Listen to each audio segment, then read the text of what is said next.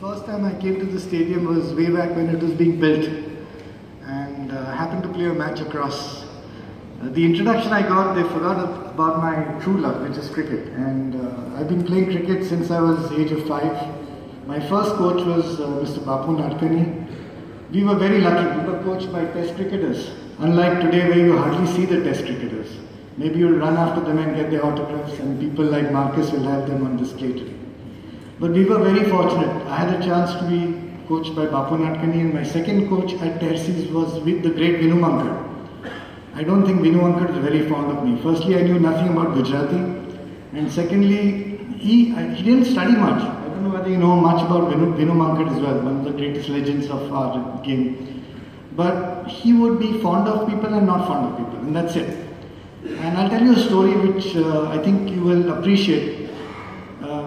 He was very fond of Gavaskar and his son Rahul were also very close to each other. So poor Vinu was not too well. He was at home or in a small nursing home somewhere in Thakurdwar side, that's where he stayed. Very simple people. And he was lying in bed waiting for somebody to come and talk to him. So these two boys came and they wanted to just talk cricket.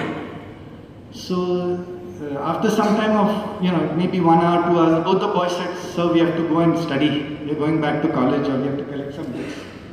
And Vinu Mankad told both the boys, "Please study. See, I'm almost illiterate. I don't know what to do with my time today. I'm waiting for someone to come and speak to me because I can't even read the newspaper. I don't enjoy that." So you can imagine where we have progressed today, not only as cricketers but as human beings. You have an icon of cricket, a legend, who gives a statement to Sunny and his own son that please study. Today you have, in fact, there's a selection going on for, I thought I was coming for that, but I got waylaid, for the IPL team for the Rajasthan Royals. I don't know how many of you know that, but a close friend of mine, Zubin, said that I'm going to be at the ground. So I said, then should I carry my kit along? So I said, look, so many things I've done to try and put my hand up for any international or famous team, but I've not even come in the picture. Nevertheless, the fact is I still play cricket today. I played a game on the 2 days back at the Wankhede. It was a fun game, but I still played cricket. And I still continue to play. I'm longing to play the next match. The only thing I share with Sachin Tendulkar today is that I've got a tennis elbow, but I won't get it operated, that's for sure. So anyway, let me tell you another story. I'm supposed to talk about cricket and how it is with the mind. I'll talk about it very little, but we've got such a mixed audience. Let me tell you some stories in my life where I came one-on-one with cricketers who were not even great at that time, but I knew that they would be great. And I'll tell you a few of such incidences in my life, and then you can relate the two, how the mind tends to notice people who might play for India or play as close as getting to India. One such story is actually of Amol Mujumdar, and he wouldn't know this because he was just 11 or 12 at that age. He must have attended one of these so-called sessions where I was invited to speak to a whole crowd of youngsters, and these youngsters were brought in by their parents, mum and dad, or probably just their mum or dad. And in fact, after my talk, which was maybe half an hour, 40 minutes or something, and Amol's dad came up to me and said, "I don't know how you managed to play so much of cricket, and you're a doctor and you're a professor and you're at KM Hospital and you're a neurosurgeon." So I said, "Look, I think the essence is focus." So I don't know how many kids there are here in the audience, but focus is not taking dream or doing this or doing that. Focus is for the present. When a batsman faces a bowler, he has to focus on that ball. At that split second, if he has lost his focus, he might think of the previous ball, or he might think of a shot that he played and he didn't want to play that shot, or he might think of something going on in the background, which often happens, or there's somebody talking in the slip corner and he gets distracted. So it's this focus. If you look at any religious book as well, I don't know how much of you have read about Buddha's teachings, but Buddha says, be still, be quiet. Because that's the only time you can appreciate what's happening around you. If you're the one making all the noise, like I'm speaking right now, I don't know what the hell is going on over here. you know. So these things are critical things for the mind, and unfortunately our cricketers don't realize this. I'm not a big fan of anyone who, pumps his fist and does that, but it looks great to the crowd, I'm sure. You had a John McEnroe in tennis as well, and you have a couple of youngsters today, and I think the Indian captain also used to be considered as one of these so-called voracious kind of cricketers where you can, see the emotion on their faces. I think it's good for the media for sure. I don't know whether it's great for the sport. The thing is, you lose your focus. When you try and do something, I can't imagine even me running into a crease and not grounding my bat. I won't want to mention which cricketer did this in this recently going on or concluded test match, because you're looking down the barrel. I think we were 8 wickets down, right? So that's horrible. I'm sure I could last 5 days in a test match. Even today, I may not score more than 20 runs. And I'm sure Marcus would tell a story where I was on the crease. I think I'll tell it for him today. I was batting on the crease, and Sishir Hatandi played for Bombay, opening batsman. I used to open also. We were batting, and I may have played maybe 20 overs, 45-over game, one of these A-team matches. We had Vengsarkar, we had a lot of people playing for us at Bombay Gym. And she said, hit the bloody ball, man. What are you just playing tuku? There's so much batting lineup.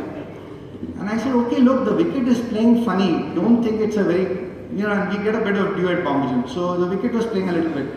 But he said, you hit out. So I was 32 or something, I got out. And soon enough, we collapsed and we had 15 overs to spare. Can you imagine 15 overs? You go all out in 30 or 34 overs, and Marcus will know. He was the umpire, in fact. And he heard Shishi pounding me and telling me, please get out. So I've written a small article which was actually published in the Guy Shield Review or the Harry Shield Review, where I've said that I tend to stay on the wicket all the time. In fact, Marcus has already warned me. He's got a couple of cards and things that I can go on and on, even here, entertaining all of you and talking about today's function. And I won't know the time. And that's probably because I'm a neurosurgeon. A 10-hour surgery is nothing. I mean, for us, it's like everyday work. I remember going to the commissioner's office and saying that, look, there are riots on and we need this and we need that. And he said, look, my cops cannot take 10 hours duty. They have duty, they are abbreviated with lunch, tea and snacks.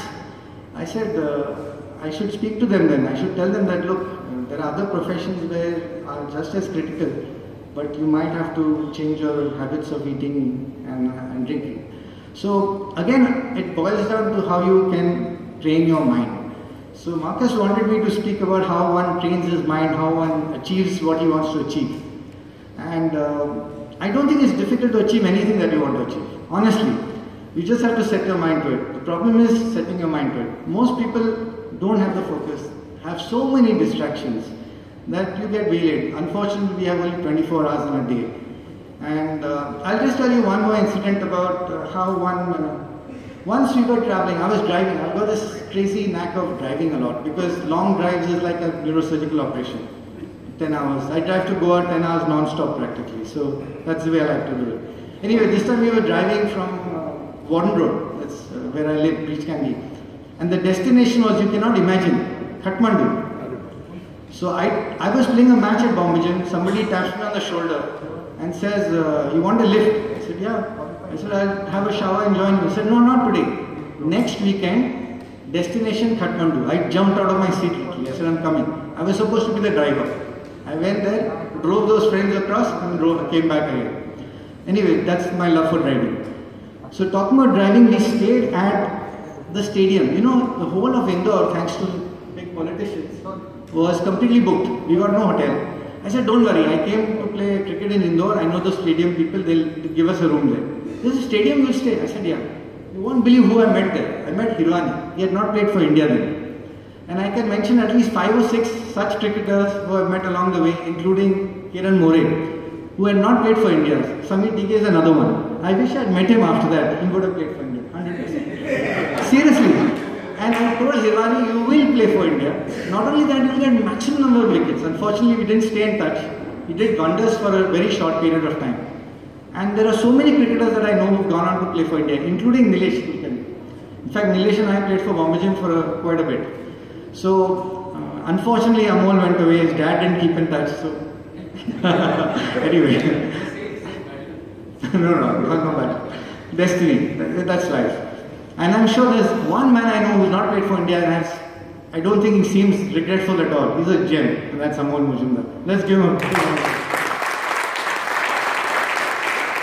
You know, it must be so tough commentating on test cricketers when you were there at that stage for such a long period of time. I have goosebumps, sorry. Yeah? Anyway, so I'll tell you about this. So Hirwani was there, he was practicing till late in the evening. I don't know whether there were lights at that time or not. And you know, I met him, we spoke about cricket. I was once, thanks to Marcus, I met Lakshman, who's a gem of a batsman. And first thing I told Lakshman is, I heard through the grapevine that you are complimenting Amol Majumdar for the way he steps out and drives the ball. Honest to God. The first thing I told Lakshman at that time. Anyway, whenever I meet cricketers, we only speak cricket. That's the only thing I know. I know just 2 or 3 things in life. Neurosurgery, of course, that's my profession. But cricket is definitely there. So everything starting with C. So I always say cars, cricket, things like that. So girls, women don't come in that bracket at all. So forgive me. I'll end here because I'm sure I can keep on telling you about lots of things about neurosurgery and how we keep our mind focused and happy and cool. The essence is to learn to do what you want to do, to try and achieve goals which are simple and small. Don't try to reach the stars because you're always going to fall short. It's impossible to reach the stars. You become a star only by achieving these small goals. And in cricket we say take the singles and the boundaries will come along. Thank you.